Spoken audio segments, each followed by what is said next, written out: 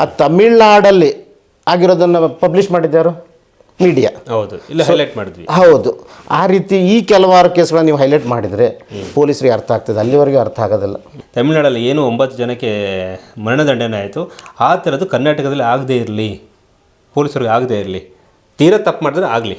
S ವೀಕ್ಷಕರೇ, so ಅನೇಕ ಕಡೆ ಪೊಲೀಸ್ನವರು ಈ ಫೈನಾನ್ಸ್ ವಿಚಾರಕ್ಕೆ ಯಾರೊಬ್ಬರು ಬಡ್ಡಿ ವ್ಯವಹಾರ ಮಾಡ್ತಿರೋ ಪರವಾಗಿ ನಿಂತ್ಕೊಂಡು ಅವ್ನಿಗೇನೋ ದುಡ್ಡು ಕೊಟ್ಟಿಲ್ಲ ಮತ್ತು ಕೊಡೋ ಇಸ್ಕೊಂಡು ತಿನ್ಬೇಕಾದ್ರೆ ಚೆನ್ನಾಗಿತ್ತ ನಿನಗೆ ಅನ್ನೋದು, ಫೋನಲ್ಲಿ ಮಾತಾಡ್ತೀನಿ ಅದು ಮಾಡೋದು, ಸ್ಟೇಷನ್ ಹತ್ರ ಬಾ ನೀನು ಇಲ್ಲ ಅಂತ ಅನ್ನೋದು, ನೀನು ಆಯಿತು ಸರ್ ಏನು ಕೋರ್ಟ್ಗೆ ಕೇಸ್ ಹಾಕಿ ಸರ್ ನಾನು ನೋಡ್ಕೋತೀವಿ ಅಂತ ಏನಾದರೂ ಹಣ ತೊಗೊಂಡಿರೋನು ನೊಂದಿರೋನು ಏನಾದರೂ ಹೇಳಿದ್ರೆ ನಮಗೆ ಮಾತಾಡ್ತೀನ ನೀನು ಅಂತ ಹೇಳೋದು ಧಮಕಿ ಹಾಕಿ ನಾಳೆ ಅವರು ಕೇಸ್ ಹಾಕ್ತಾರೆ, ಕ್ರಿಮಿನಲ್ ಕೇಸ್ ಹಾಕ್ತಾರೆ. ಅದೇ ಪೊಲೀಸರು ಇಟ್ಬಿಟ್ರೆ that is a safer side. ಹೌದು, ಕಾಕಿ ಬಟ್ಟೆ ಹಾಕಿದ್ದೀನಿ ಅಂತೇಳಿ ತೋರಿಸ್ಬಾರ್ದು. ಯಾಕಂದರೆ ಕಾಕಿ is not a permanent.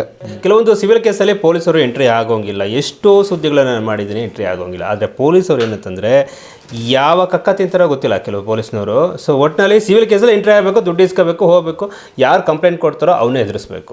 So ಈ ಥರದ ಕೇಸ್ಗಳು ಕೂಡ ಇತ್ತೀಚೆಗೆ ನಡೀತಾ ಇದೆ. ಇದು ಕೂಡ ಜಡ್ಜ್ಗಳ ಗಮನಕ್ಕೆ ಬಂದಾಗ ಇದಕ್ಕೂ ಒಂದು ಸರಿಯಾದ ಕಠಿಣವಾದ ಶಿಕ್ಷೆ ಆಗಲೇಬೇಕು, ಪೊಲೀಸರಿಗೆ ಶಿಕ್ಷೆ ಆಗಬೇಕು ಸರ್. ಯಾವಾಗ ಸಿವಿಲ್ ಕೇಸು ಎಲ್ಲೋ ಮನೆ ಕಟ್ತಾ ಇದ್ದಾರೆ, ನನ್ನ ಸೈಟ್ ವಿಚಾರ ಅಥವಾ ನನ್ನ ಫೈನಾನ್ಸ್ ವಿಚಾರ ಸೊ ಅಂತ ಅಂದಾಗ ಅವರು ಕೋರ್ಟ್ಗೆ ಹೋಗಬೇಕು. ಪೊಲೀಸರಿಗೆ ಎಂಟ್ರಿ ಕೊಟ್ಟು ಅವರೇ ವಸೂಲಿ ಮಾಡಿಸುವಂಥದ್ದು, ಅವ್ನ ದುಡ್ಡು ಇಸ್ಕೊಂಡಿಲ್ವ ಅವ್ನು ಕೊಡೋ ಅಂತನೋದು.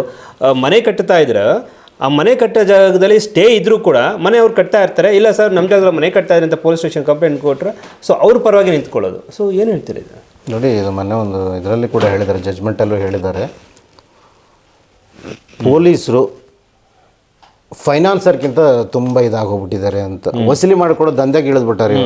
ನಾನು ಅವನಿಗೆ 3 ಲಕ್ಷ ಕೊಟ್ಟಿದ್ದೀನಿ, ಇನ್ನೂ ಕೊಡ್ತಾ ಇಲ್ಲ, ಸ್ವಲ್ಪ ಬಂದು ವಿಚಾರಿಸಿ ಮಾಡಿದ್ಬಿಟ್ರೆ ಅವ್ರೊಂದು 50,000 ಇಸ್ಕೊಂಡ್ಬಿಟ್ಟು 2.5 ಲಕ್ಷಗಳನ್ನು ಕೊಟ್ಟಿರೋ ಕೇಸು. ಬೆಳಗ್ಗೆ ಸಂಜೆ ಮನೆ ಹತ್ರ ತಿರುಗಿಬಿಡ್ತಾರೆ ಅವರು. ಸಾಹೇಬ್ರು ಕರಿತಾರವ, ಇಷ್ಟೇ ಬರೋದು ನಿಮ್ಮ ಮನೆ ಹತ್ರ. ಸಾಹೇಬ್ರು ಕರಿತಾರೆ, ಬರ್ಬೇಕು. ಯಾರು ಸಾಹೇಬರು ಯಾರಿಗೆ ಗೊತ್ತಿಲ್ಲ, ಯಾರು ಸಾಹೇಬನೇ ಗೊತ್ತಿಲ್ಲ, ಅವನ ಹೆಸರು ಅವ್ರಿಗೆ ಗೊತ್ತಿರಲ್ಲ. ಪೊಲೀಸ್ ಸ್ಟೇಷನ್ಗೆ PC ಬರ್ತಾನೆ, ಮನೆ ಹತ್ರ ಸಾಹೇಬ್ರು ಕರಿತಾ ಇದ್ದಾರೆ ಬರೋ, ಸಾಹೇಬ್ರು ಕರಿತಿದ್ದಾರೆ ಬರೋ, ಎಲ್ಲರೂ ಹೋಗ್ಲಿ ಸಾಹೇಬ್ರು ಕರಿತಾ ಇದ್ದಾರೆ ಬರೋ. ಯಾಕೆ ಅವ್ರಿಗೆ ಸಾಹೇಬ್ರು ಅಂತೀರಾ? ಅವ್ರಿಗೆ ಒಂದು ಡಿಸಿಗ್ನೇಷನ್ ಇಲ್ಲ. PSI ಕರಿತಾನೆ, PI ಪೊಲೀಸ್ ಇನ್ಸ್ಪೆಕ್ಟರ್ ಕರಿತಾನೆ, SP ಕರಿತಾನೆ, ಸಾಹೇಬ ಸಾಹೇಬ ಸಾಹೇಬ. ಹೇಗೆ ಅದು ಸಾಹೇಬ ಆಗ್ತಾನೆ? ಇಂಗ್ಲೀಷ್ನವರು ಬಿತ್ತೋದಂಥ ಬೀಜಗಳು ಸಾವೆಲ್ಲ. ನೋಡಿ, ಆ ರೀತಿ ಇದು ಮಾಡಿದರೆ ಸಿವಿಲ್ ಕೇಸಲ್ಲಿ ಕೂಡ ಪೊಲೀಸ್ ಇನ್ವಾಲ್ವ್ ಆಗ್ತಾರೆ ಅನ್ನೋದಕ್ಕೆ ಒಂದು ಕೇಸಲ್ಲಿ ಯಾವ ರೀತಿ ಇದೆ ಅಂತ ಹೇಳಿದ್ರೆ, ನಾನೇ ಸ್ವತಃ ಹೋಗಿ ನಾನೇ ಇಂಜೆಕ್ಷನ್ ತಗೊಂಬಂದು ಸ್ಟೇ ಮಾಡಿದ್ದೀನಿ, ಕಟ್ಟಬಾರ್ದು ಅಂತ ಹೇಳಿ ಸಾಹೇಬ್ರ ಕಡೆಯಿಂದ ಆರ್ಡರ್ ಮಾಡಿಸ್ಕೊಂಡು ಹೋಗಿ ತಗೊಂಡೋಗಿ ಸ್ಟೇಷನಲ್ಲಿ ಕೊಟ್ಟೆ. ನೋಡಿ ಸ್ವಾಮಿ, ಇನ್ನೂ ಕಟ್ತಾ ಇದ್ದಾರೆ, ಹೋಗಿ ನಮಗೆ ಹೆಲ್ಪ್ ಮಾಡಿ ಅಂತೇಳಿ ಪೊಲೀಸರಿಗೆ ಕೊಟ್ಟರೆ, ಇದು ಸಿವಿಲ್ ಮ್ಯಾಟ್ರು, ನೀನು ಅಲ್ಲೇ ಹೋಗಿ ಕೇಳು ಅಂತ ಹೇಳಿದ್ರು. ಸಿವಿಲ್ ಮ್ಯಾಟ್ರನ್ನೇ ನಾನು ಅಲ್ಲೇ ಕೇಳಬೇಕು ಅಂದರೆ ಸಿವಿಲಲ್ಲಿ ಆಲ್ರೆಡಿ ಇಟ್ ಇಸ್ ಸ್ಟೇಡ್ ಅಲ್ವಾ? ಓಕೆ, ಅಂತ ಬಂದಿದೆ. ನೀವು ಜಡ್ಜನ್ನು ಕರ್ಕೊಂಡು ಹೋಗು ಅಂದರು. ನನಗೆ ವಂಡರ್ ಆಯಿತು, ವಾಟ್ ಇಸ್ ದಿಸ್? ಒಂದು ಮರ್ಯಾದೆ ಇಲ್ವಾ ಸಾಹೇಬ್ರಿಗೆ ಅಂತ ಹೇಳಿ ನಾನು ಇಮಿಡಿಯೇಟ್ ನಾನು SP ಹಾಕಿದೆ. ಏನು ಸಾಹೇಬ್ರೆ ಹಿಂಗಂತ ಇದ್ದಾರೆ ಇವರು ಅಂತ ಹೇಳಿ. ಮತ್ತು SP ಅವರಿಗೆ ಆರ್ಡರ್ ಮಾಡಿದರು ಸರ್ಕಲ್ ಇನ್ಸ್ಪೆಕ್ಟರ್ಗೆ. ಆವಾಗ ಸರ್ಕಲ್ ಇನ್ಸ್ಪೆಕ್ಟರ್ ಅವ್ರನ್ನ ಕರೆಸ್ಬಿಟ್ಟು ಒಂದು ನಾರ್ಮಲಾಗಿ ಬರ್ಸ್ಕೊತಾನೆ, ಏನೋ ನಾನು ಅಲ್ಲಿ ಕೆಲಸ ಮಾಡ್ತಾ ಇಲ್ಲ ಹಾಗೆ ಹೀಗೆ ಅಂತೇಳಿ ಬರ್ಸ್ಕೊತಾನೆ. ಆದರೆ ಇವತ್ತಿಗೂ ಕೆಲಸ ನಡೀತಾ ಇದೆ. ನಾನು ಇಂಜೆಕ್ಷನ್ ಕೊಟ್ಟಾಗ ಯಾವ ಸ್ಥಿತಿಯಲ್ಲಿತ್ತು, ಇಂಜೆಕ್ಷನ್ ಕೊಟ್ಟಾಗ ಮನೆ ಯಾವ ಸ್ಥಿತಿಯಲ್ಲಿತ್ತು, ಇಂಜೆಕ್ಷನ್ ಕೊಟ್ಟ ಆದಮೇಲೆ ಅಂದರೆ ಇವಾಗ ಯಾವ ಸ್ಥಿತಿಯಲ್ಲಿದೆ ಗೊತ್ತಾಗ್ಬಿಡ್ತದೆ. Very simple. ಕಂಡೆಮ್ಡ್ ಕೋರ್ಟ್ ಆಗಲ್ವಾ, ಅವ್ರ ಶಿಷ್ಯ ಆಗಲ್ವಾ? ನೋಡಿ, ಅದಕ್ಕೆ ಹಾಕಿದ್ದೀನಲ್ಲ ಇವಾಗ Order 39 Rule 2A ಕೆಳಗಡೆ ಹಾಕಿದ್ದೀನಿ. ಯಾಕೆ ಹಾಕಿದೆ ಅಂತ ಹೇಳಿದ್ರೆ, ಈ ಒಂದು police cannot help to the persons. ಅವ್ರು ಹೇಳ್ತಾರೆ ಮುಲಾಜಿನಾಗೆ ನಮಗೆ ಸಾಹೇಬ್ರ ಕಡೆಯಿಂದ ಫೋನ್ ಬರ್ತಾ ಇದೆ, SP ಕಡೆಯಿಂದ ಫೋನ್ ಬರ್ತಾ ಇದೆ, ನನಗೆ MLA ಕಡೆಯಿಂದ ಫೋನ್ ಬರ್ತಾ ಇದೆ ಅಂತ ಒಂದು ಕಡೆ ಹೇಳೋದು, ಒಂದು ಕಡೆ ಹೇಳೋದು ಸಿವಿಲ್ ಮ್ಯಾಟ್ರ್ ಇದು ಅಂತ ಹೇಳ್ತದ್ದು. ಸಿವಿಲ್ ಮ್ಯಾಟ್ರಲ್ಲಿ ಕೋರ್ಟೇ ಆರ್ಡರ್ ಮಾಡಿದೆ, ಇದು ಸ್ಟೇ ಇದೆ ಅಂತ ಹೇಳಿ. ಅವಾಗ ಇವ್ರೇನು ಹೇಳ್ತಾರೆ ಪೊಲೀಸರು ನಿಮಗೆ, ನೋಡಿ ನನ್ನ ಹೆಸರು ಇದನ್ನ ಅದರಲ್ಲಿ ಇನ್ಸ್ಪೆಕ್ಟ್ರು, ಅಂದ್ರೆ ಇವರು ಡೈರೆಕ್ಷನ್ ತಗೊಂಬನ್ನಿ ಅಂತ. ಒಂದು ಹೈಕೋರ್ಟ್ ಜಜ್ಮೆಂಟ್ ಪ್ರಕಾರ ಸ್ಟೇ ಆದರೆ ಪೊಲೀಸ್ ಹೆಲ್ಪ್ ಮಾಡಬೇಕು ಅಂತಾನೆ ಇದೆ. ಆ ಜಜ್ಮೆಂಟ್ ಕೂಡ ಕೊಟ್ಟರು ಸಹ ನೋಡಲಿಲ್ಲ. ಮತ್ತೆ ಇವಾಗ ಆ ಪೊಲೀಸನ ಹೆಸರು, ಸ್ಪೆಸಿಫಿಕ್ ಪೊಲೀಸಿನ ಹೆಸರನ್ನು ಬರೆಸ್ಬಿಟ್ಟು ಸಾಹೇಬ್ರ ಕಡೆ ಫೈಲ್ ಮಾಡಿದ್ದೀನಿ ಇವಾಗ. ಅಂದರೆ ನೀವು ಒಂದು ಮನೆ ಕಟ್ತಾ ಒಂದು ಇಶ್ಯೂ ಆಗುತ್ತೆ, ಸಿವಿಲ್ ಮ್ಯಾಟ್ರ್ ಆಗುತ್ತೆ, ಅದನ್ನ ಕೋರ್ಟ್ಗೆ ಹೋಗ್ಬಿಟ್ಟು ಸ್ಟೇ ತರ್ತೀರಿ. ಸ್ಟೇ ತಂದ ಮೇಲೆ ಪೊಲೀಸರು ಆ ಸ್ಟೇಗೆ ಪರವಾಗಿ ನಿಂತ್ಕೋಬೇಕಾಗಿತ್ತು, ಆದರೆ ಅವ್ರು ನಿಂತ್ಕೊಳ್ಳಿಲ್ಲ. Because of the pressure of the MLA of the ಇದು ಬ್ಯಾಕ್ಗ್ರೌಂಡ್ ಪ್ರೆಸರ್ ಅಂತ ಹೇಳ್ತಾರೆ, ಓಪನ್ ಆಗಿ ಹೇಳ್ತಾರೆ. ಅಂದರೆ ಜಡ್ಜಿಗಿಂತ MLA ತುಂಬ ದೊಡ್ಡವನು ಅಂದಂಗಾಯ್ತು. ಕಾನೂನು ಮಾಡಲಿ ಬಿಡಿ, ಅವರೇ ಮಾಡಿದಲ್ಲ. ಇಲ್ಲ ಅಂದರೆ ನಿಮ್ಮನ್ನ ಅಲ್ಲಿ ಸ್ಟೇಷನಿಂದ ಬೇರೆ ಸ್ಟೇಷನ್ ಹಾಕ್ತಾರೆ, ನನ್ನ ಮಾತು ಕೇಳಲ್ಲ ಅಂತ ಹೇಳಿದ್ರೆ. ಅದಕ್ಕೆ ಒಟ್ಟಿನಲ್ಲಿ ನಮ್ಮ ಜನ ಆಮೇಲೆ ಅವರೇ ಹೇಳ್ತಾರೆ, ಯಾರೋ ಇನ್ಸ್ಪೆಕ್ಟರ್ಗಳೇ ಹೇಳ್ತಾರೆ ಏನಂತ, ಮೇಲ್ಗಡೆಯಿಂದ ಪ್ರೆಸರ್ ಜಾಸ್ತಿ ಇದೆ ಸ್ವಾಮಿ ನನಗೆ. ಇಷ್ಟು ಹೇಳಪ್ಪ, ಮೇಲ್ಗಡೆ ಅವ್ರು ಯಾರು, ನಾವು ಅಲ್ಲಿಗೆ ಹೋಗ್ತೀವಿ. ಎಲ್ಲಿದ್ದಾರೆ ಮೇಲ್ಗಡೆ? ಚಂದ್ರಲೋಕದಲ್ಲಿ ಇದ್ದಾರೆ, ಇಲ್ಲೇ ತಾನೇ ಇರೋದು. ಹಾಗಾಗಿ ನೆಕ್ಸ್ಟ್ ಆಫೀಸಲ್ಲಿ ಇರ್ತಾರೆ ಅಲ್ವಾ?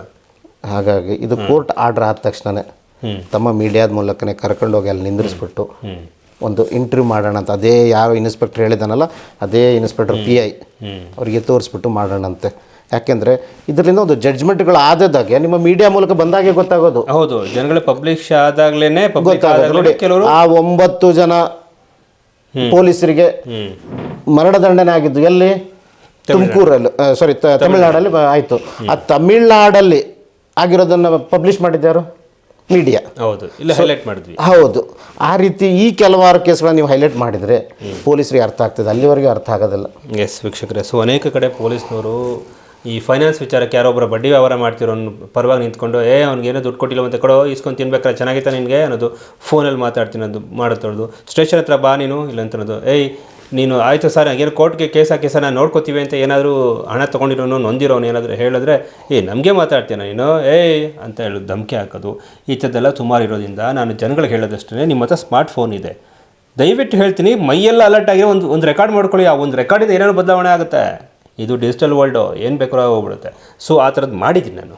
ಸೊ ಹಾಗಾಗಿ ಯಾವ ಪೊಲೀಸರಿಗೂ ದಯವಿಟ್ಟು ನಾನು ಪೊಲೀಸರು ರಿಕ್ವೆಸ್ಟ್ ಮಾಡ್ಕೊಳ್ತಾರೆ, ನಿಮ್ಮ ವಿರುದ್ಧ ಇಲ್ಲ, ಆದರೆ ನೀವು ಮಾಡೋದು ಹಲ್ಕ ಕೆಲಸದ ವಿರುದ್ಧ ಇದ್ದೀವಿ. ನೀವು ಒಳ್ಳೆ ಕೆಲಸ ಮಾಡಿದ್ರೆ ನಿಮ್ಗೆ ಹಾರನ ನಾವೇ ಹಾಕ್ತೀವಿ, ನಿಮ್ಮ ಬ್ಯಾನರ್ ನಾವೇ ಕಟ್ತೀವಿ, ಓಕೆನಾ. ಸೊ ನಿಮಗೆ ನಾವೇ ಹೀರೋ ಅಂತ ತೋರಿಸ್ಬಿಡ್ತೀವಿ.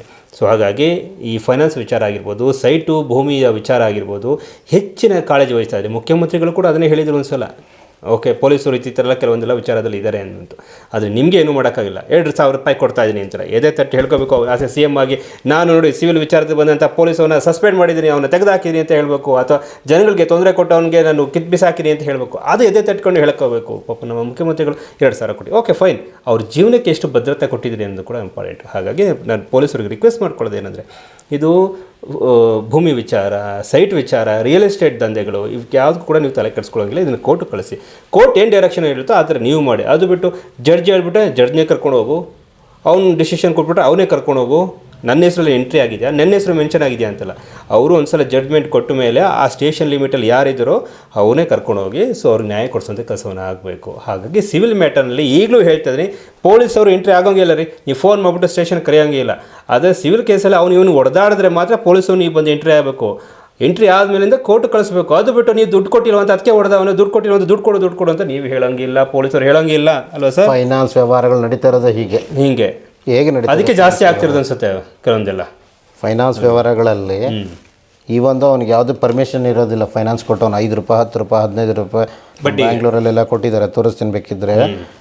ವಸೂಲಿ ಮಾಡೋದು ಹೇಗೆ ವಸೂಲಿ ಮಾಡುತ್ತೀಯ, it doesn't have a license. So ಆವಾಗ ಈಗ ಇವರು ರೌಡಿಗಳನ್ನು ಇಟ್ಟರೆ ನಾಳೆ ಅವರು ಕೇಸ್ ಹಾಕ್ತಾರೆ, ಕ್ರಿಮಿನಲ್ ಕೇಸ್ ಹಾಕ್ತಾರೆ. ಅದೇ ಪೊಲೀಸರು ಇಟ್ಬಿಟ್ರೆ that is a safer side. ಹೌದು, ಆ ಕಳ್ಳನ್ನು ಪೊಲೀಸರದು ಇದು ಇಟ್ಕೊಂಡಿರ್ತಾನೆ ಸರ್, ಸಾಕ್ಷಿ ಇಟ್ಕೊಂಡಿರ್ತಾನೆ. ಅವ್ರು ಏನು ಮಾಡೋಕ್ಕಾಗಲ್ಲ, ಪೊಲೀಸವರು ಕೂಡ ಅವ್ನಿಗೆ ಎದ್ರಕೊಂಡು ಬದುಕಬೇಕಾಯ್ತದೆ. ಹೌದು, ಯಾಕೆಂದರೆ ಅವನು ದುಡ್ಡು ಕೊಡ್ಬೇಕಾದ್ರೆ ಅವನು ಜಾಣ ಆಗಿರ್ತಾನೆ. ಅವ್ನು ಏನು ಬೇಕು ವಿಡಿಯೋ ರೆಕಾರ್ಡೋ ಆಡಿಯೋ ರೆಕಾರ್ಡೋ ಅವ್ನು ಟೆಕ್ಸ್ಟ್ ಮೆಸೇಜ್ ಮಾಡಿ ಇಟ್ಕೊಂಡಿರ್ತಾನೆ, ಅವನಿಗೆ ಗೊತ್ತಿರುತ್ತೆ ಅದು. ಅದಕ್ಕೆ ಪೊಲೀಸವರು ಆರಂಭದಲ್ಲೇ ಆ ಥರ ಒಂದು ಹೇಳ್ತಿರೋ ಕೆಲಸ ಮಾಡೋದಕ್ಕಿಂತ ಸೊ ಹುಷಾರಾಗಿರಿ. 35 ವರ್ಷ ನೀವು ಕೆಲಸದಲ್ಲಿ ಇರ್ತಾರೆ, ಯಾವತ್ತಾರು ಒಂದಿನ ಬೀಳುತ್ತಲ್ವ ಏಟು. ಆಮೇಲೆ ಯಾವತ್ತು ಹಣಕ್ಕೋಸ್ಕರ ನೀವು ಹೋಗ್ತಾ ಇರ್ತೀರಿ, ಅವತ್ತು ಮನುಷ್ಯತ್ವ ಹೋಗ್ತಾನೆ ಇರುತ್ತೆ. ನಿಮ್ಮ ಫ್ಯಾಮಿಲಿ ಬರ್ಬೋದು ಬೇರೆ ಥರ ಆಗೋಗ್ಬಿಡುತ್ತೆ. ನೋಡಿಬೇಕಾದ್ರೆ ಕಾಕಿ ಅಲ್ವಾ, ಕಾಕಿ ಬಟ್ಟೆ ಹಾಕಿದ್ದೀನಿ ಅಂತೇಳಿ ತೋರಿಸ್ಬಾರ್ದು. ಯಾಕಂದರೆ ಕಾಕಿ ಇಸ್ ನಾಟ್ ಎ ಪರ್ಮನೆಂಟ್, ನಿಮ್ಮ ಮೇಲೆ ಇರೋದಿಲ್ಲ. ನೀವು ರಿಟೈರ್ಡ್ ಆದ ಮರು ದಿವಸ ಹೊರಗಡೆ ಬಂದ ಮೇಲೆ ನಿಮ್ಮನ್ನು ಯಾರೂ ಸಹ ನೋಡೋದಿಲ್ಲ, ಮೋಸಿ ನಿಮ್ಮನ್ನು ಯಾರೂ ಕೇರ್ ಮಾಡೋದಿಲ್ಲ. ನಾನು ಹೈಯರ್ ಅಥಾರಿಟಿಯಲ್ಲಿದ್ದೆ, ಹೈಯರ್ ಪೊಸಿಷನಲ್ಲಿದ್ದೆ, ಹಾಗಿದ್ದೆ.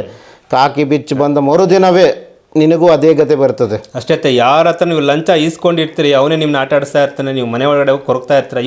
ಇವತ್ತು ನಾನು ಲಂಚ ಕೊಟ್ಟ, ನನ್ನ ವಿಡಿಯೋ ನಾನು ಮಾಡ್ಕೊಂಡ್ಬಿಟ್ಟಿದ್ದೆ, ನಾನು ಮುಂದೆ ಯಾವತ್ತರ ಎಲ್ಲರೂ ಬಿಟ್ಬಿಡ್ತಾನೆ ಅಂತ. ಅದು ಕೂಡ ಒಂಥರ ಪಕ್ಕ ಅಂತ ಇರುತ್ತೆ. ಕಾಕಿ ಬಟ್ಟೆ ಅಷ್ಟೊಂದು ಪವರ್ ಅಂತ ಅಂದ್ಕೊಬಿಡಿ. ಸೊ ಇತ್ತೀಚೆಗೆ ದೊಡ್ಡ ಪೊಲೀಸೇ ಸೊ ಮನೆಗೆ ಹೋಗ್ಬಿಟ್ರು, ದೊಡ್ಡ ಪೊಲೀಸರು ಯಾವುದೋ ಒಂದು ಕೆಲವೊಂದೆಲ್ಲ ಸ್ಕ್ಯಾಮು ಅದು ಇದೆಲ್ಲ ಆದಾಗ ಅದು ಗೊತ್ತಾಯ್ತಾ. ಸೊ ಹಾಗಾಗಿ ತಮಿಳ್ನಾಡಲ್ಲಿ ಏನು 9 ಜನಕ್ಕೆ ಮರಣದಂಡನೆ ಆಯಿತು, ಆ ಥರದ್ದು ಕರ್ನಾಟಕದಲ್ಲಿ ಆಗದೇ ಇರಲಿ, ಪೊಲೀಸರಿಗೆ ಆಗದೇ ಇರಲಿ. ತೀರಾ ತಪ್ಪು ಮಾಡಿದ್ರೆ ಆಗಲಿ. ಮತ್ತು ಯೋಗೇಶ್ ದೇಸಾಯಿ ಜೊತೆ ಮಾತುಕತೆ ಮುಂದುವರಿಯುತ್ತೆ. ಇದು ರೈಟ್ ನ್ಯೂಸ್.